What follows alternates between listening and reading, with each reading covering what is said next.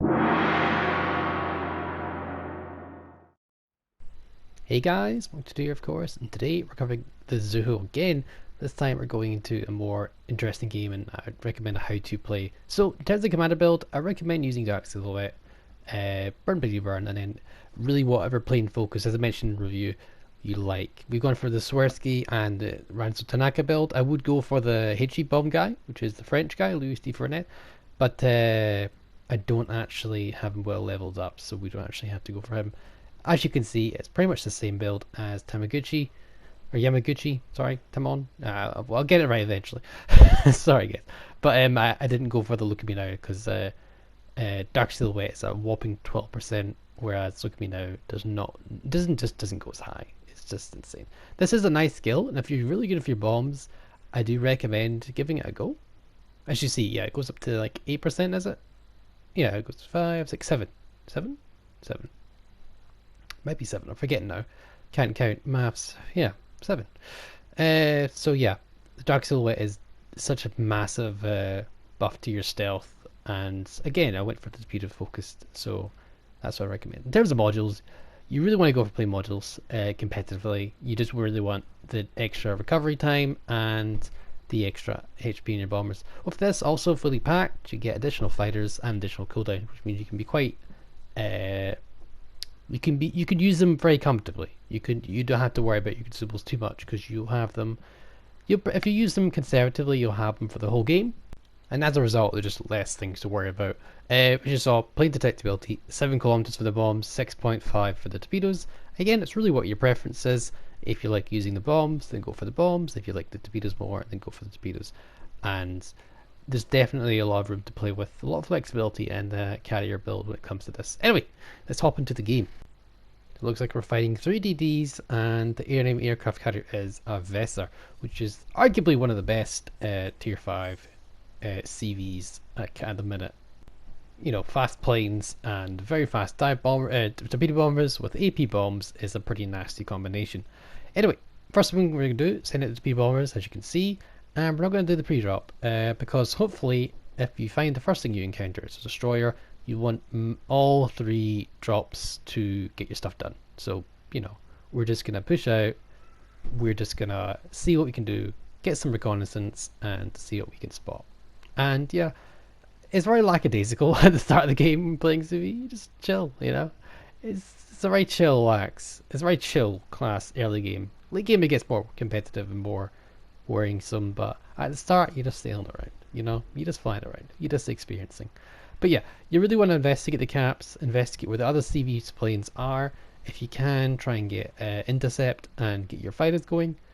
You really want to use your fighters well if you have the opportunity to do so, and you could really catch the enemy planes off guard.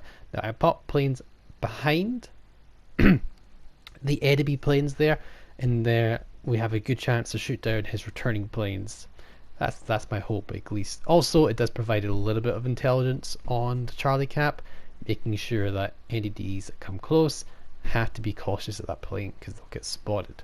So a bit of a 2-for-1 in that fighter usage. We do actually see the mass. He's stern onto us, so we're not going to get too big a drop, but it's always worth doing it because cancelling the drop is not something we do. And look at that torpedo spread. What is that torpedo spread? Sometimes the torpedo spread you get into the Zuho is absolutely disgusting, and that was one of the examples. It was fully aimed, but even so, that was a very, very, very disgusting torpedo spread. Sometimes it's worth taking the pot shots because you never know. Again, not even fully aimed, and look at that spread, incredible. We shouldn't have landed that torp, to be fair, but we did it because we took the chance, and you know, if you don't try, you won't succeed. So you gotta keep going at it. Alright, so as I said before in the review, we're going to keep moving our carrier because we have a pretty large detection window for other carriers. We've got the dive bombers here. The two destroyers, sorry, have got into the smoked up by the Charlie cap. They're not going to be too much of a threat to us at the minute. We can't really do too much, so we're going to see what we can do on the other side of the map, see if we can cause some early harass. Now, we haven't done a pre-drop yet because we don't know what's here 100%. We do know there's some boats here. Pensacola is pretty scary. and he's nearby another battleship, and I think I remember correctly, the battleships have got pretty good AA, so we were kind of steering clear of that. We don't want to waste our planes unnecessarily. Yeah, California. Yeah, nope. Nope, nope, nope, nope. Alright, we do spot the other enemy DD. We have the HE bombs, and as I said, sometimes it's worth taking a bit of a bold strategy. It was relatively well aimed. We only missed a little bit, but the reticle is obviously the perpendicular to the ship. You really want it to be in line with the ship. You want to be approaching the target stern on or bow on in order for the best result, because you know the reticle's there for a reason. You really should use it. But you know, sometimes putting the risk, making them make mistakes, and just firing these bombs, you might get the result you want. Again, relatively well aimed. We got an incapacitation there, but he did reliably dodge. We still got one more drop because we didn't pre-drop at the start, because we knew we weren't exactly going for the high A targets. We didn't need to pre-drop, so we're just going to hold out what we can.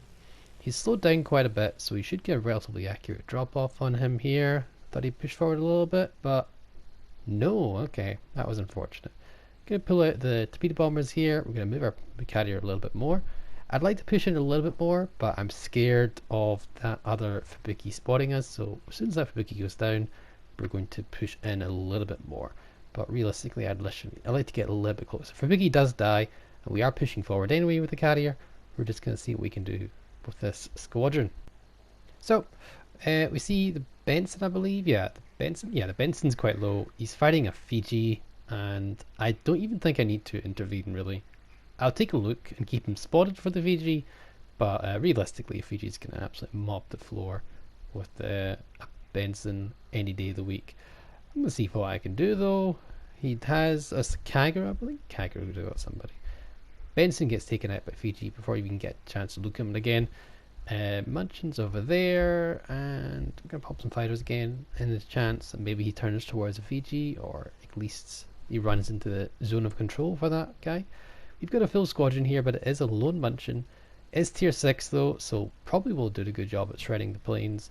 But hey, I think it's worth it. A good target to get some health down, whittle them down, maybe catch a flood, maybe get a rudder break or something like that. Again, relatively accurate spreads for these Zuho torps, pretty good in that regard.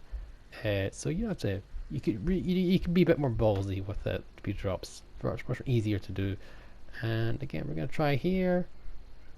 Should be a good result unless he turns away and dodges them. But again, the Munchin is not bad at maneuverability. I actually think he does dodge this. If he didn't dodge that, it might have killed him. But yeah, he did dodge it. Good job to him. It's surprising that he can do that when you think about it, because he's got a... Well, you thought he actually... You look at the map again, he doesn't actually have many targets attacking him, but I thought maybe the Fiji was punishing what he was doing there. Anyway, we're going to push in again. Looks like the Munchin is actually capping. If there's any way we can harass that. Looks like the DD's also in the cap. That was a very fast capture. So we're just going to push in, see what he does. He has popped his fighter planes. Again, he's on a lone target. It's definitely worth sending out the full squadron in. Fiji is getting some shots in. Looks like he does reset him. So that's very good. We're going to try and get these TG bombs here. As I said, preferred. Oh god. Oh, Fiji's just got death struck. Preferred angle is approaching him by one, but he's no one else is shooting at him, so he's got plenty of time to actually try and duke these salvos, and he's doing a relatively good job with the HE bombs. I'm not used to the HE bombs. I'm used to the AP bombs. I prefer the German CVs over other CVs, so you really had to get used to them again. That's all I'm going to say, because used to dropping instantly with the German AP bombs, and here it's completely different kettle of fish.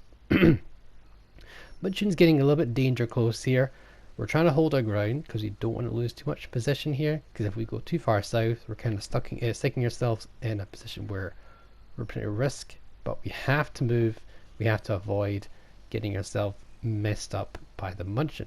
We're going to keep the HE bombs in at the minute, but we are going to switch to the dive bombers after this. Realistically, I think I probably should have gone for the torpedo bombers here, but again, just a decent chunk of health from the bombs and maybe a double fire that could seal the deal for him. So realistically, any choice could have worked. Well aimed drop here, and we only get one, unfortunately. It does cause some decent damage though. 3,000, not bad. Unfortunately, not a fire. Yeah, we've got 59% fire chance, so he was quite lucky, relatively lucky here. Hopefully we can get another good salvo in on him. Maybe just maybe a double bomb hit, double fire. That's really what we want. We've only got 2 planes left. The Munchin's is quite prickly indeed. We do drop these bombs here, but we underestimate the Munchin's speeds, and they fall flat behind him. We should have just waited a little bit longer and got waited a little bit longer and probably got a good drop off on him. Now, we are spotted by the Munchin, and it is a problem, but the biggest problem is that battleship over on the south side by the A cap. He's more dangerous than the Munchin, because as far as I know, I don't think the Munchin's going to dev strike us. He'll do a fair amount of damage, yes, but the Munchin's not going to per se dev strike us. The battleship, though, absolutely could, so we have to be very careful with that. Munchin is doing what he can to duck and dodge. He's traveling very slow, but I don't think he's definitely, yeah, I know he's going to hit these torpedoes. Yeah, alright, there we go. That's him taken out, so basically we need to push back into where the Munchin's from and away from that battleship. B cap is being contested, which means there is a high chance of DDs being present. We're going to try our luck with the bombers, try and get the comfortable reset off, and if we can't do that, we'll swap out torpedoes. We've used quite a lot of torpedoes this game, so we're actually getting pretty low on the torpedo bombers. We've got a couple to send back, but I think that's all. We're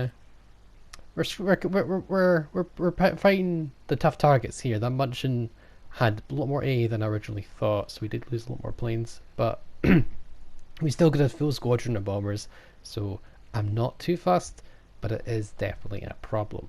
So we do spot the enemy. Oh, it's a mass. Right, can we get the reset on him maybe? Definitely to try. Alright, there we go. We actually hit him because of fire, break a module, and we get the defended. Very good. Unfortunately though, he did slow down quite a bit, and he's probably in that smoke. We just got to use our memory to see where roughly he is at. If we just aim for the white line, we should be okay, but we never know. And nope, nothing. Okay, so he's going to get that cap, unfortunately. Even though we reset him once, it's just not enough. Perhaps another ship was in the cap, but it didn't look like that to me. So when we spotted it, so I think it was just a DD, and the only one reset didn't seem to do the trick. If you look at the situation on the scores, we're actually just B and a destroyer left against 4 ships. They've got a cap advantage, but we do have a slight points lead, so that is definitely important. We have been sinking ships a little bit faster than they have, and I think we had cap control for a little bit, and they seem to have lost this, of course, because they've just retaken the B point. We're going to keep harassing that mass. Okay, he's left a smoke screen, which is fine, and see what we can do to get any good results on him. We've got a full squadron of torpedo bombers, so yeah, it must have been somewhere being recalled back. We've still got a good perception on our planes. He does eat one. There we go. He does eat one on the side there, and it does cause a flooding, which is going to slow him down. And additionally, you've got a module break as well, so he's probably don't need Bernie's damage control for that. So if we get another flood on him or anything special, he's not going to be able to extinguish that. It is a DD, so it's not going to take too much damage off him, but considering he just taken a torpedo, it's going to be pretty darn devastating if he takes it. Oh, okay. Yeah. Well, we just dev striked him, that works. Unfortunately though, we are being harassed by the enemy CV. This is not a German aircraft carrier, so the AP bombs by the Weser will do a massive amount of chunk damage to us. I think we've lost a mighty amount of health. It could be to his spy bombers, I'm not even sure. We're going to do a pre-drop here and try and duck and dodge the Queen Elizabeth salvos. One thing the Queen Elizabeth has over the Warspite guys is better anti-air. So Queen Elizabeth is actually more resilient to enemy CVs than the Warspite is. That's one of the advantages the Queen has over the Warspite. So we're not going to have as effective as run. We're doing kind of a quick drop there. I wish we'd had a little bit better aim timing there, but you gotta be quick with all this AA. So unfortunate. We get a shatter, not even a fire again. Unfortunate. So we're doing what we can, trying to avoid the flat clouds. We did eat that one there, a little bit sloppy, but hey, we're panicking. It's okay. We did take a nasty chunk as well. We get a pen from the dive bombers, not a fire again. Very lucky queen. May have been using damage control. We don't know. But we know for a fact we've got 700 points and they've got 500. We do go down here to the Vesser. As soon as we get out the plane here, as soon as we get our squadron out, get the fighters out, hopefully there's a high chance we can shoot down some fighters, shoot down some enemy planes. But that was not to be. So we've got a Queen Elizabeth. He's probably a best target. You don't want to go after the CV. Even with a full squadron, you're probably just going to get one drop off, and it looks like the CV hasn't been touched. There's a high chance we can get a, well, there's a good chance we could get a flood off the Queen, maybe, with 2 drops, and maybe take him down. And if we can take him down, that is a good way to secure the win for our team, if we can get it done. So Queen actually slows down and turns. He only takes 1 torpedo, and that is unfortunate, because you really want to get them on the nose. If you get them on the nose, it's a much higher chance of getting flood. That's really what I was going for, try and get the flood. And, you know, with his health pool, flood would have killed him. You're down to 1 plane. I would be spotting. You could just sail infinitely about and spot.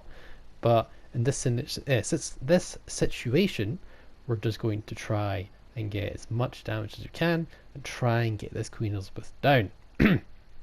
Because we have a slight points lead here, but as soon as the DD leaves that cap, or as soon as he gets killed, that's just end of the game. So we got to try and do our best. Retrospect, we could fly over to the destroyer and drop him some fighters. That could have been an alternate way. Again, with hindsight, 2020, probably would have been the better choice. But hey, we didn't know they wouldn't get a flood on the Queen, and the flood would have killed him, and that would have been a very comfortable points lead. But I think realistically, defending the Zuiho with our planes would have been the best play. Would have been the better play. So that's something to note, because obviously we weren't going to last too long with the carrier spotting us. Now, he did have to leave that B cap, and he's trying his best to survive. And we're going to see what we can do. Time runs out, and we do actually secure the win on points. So no solo warrior for our DD friends, unfortunately, because I was living there with him. But hey, well fought battle. We fought tooth and nail, and yeah, even though we are outnumbered, we did manage to pull off the win there. So good job to that Zuiho player for staying alive, and good job to the York as well. Did really well as well. We did okay for carrier's sake. We did not bad. So hope you guys enjoyed this video. Hope this helps you out, and as always, have a lovely day. I'll catch you next time.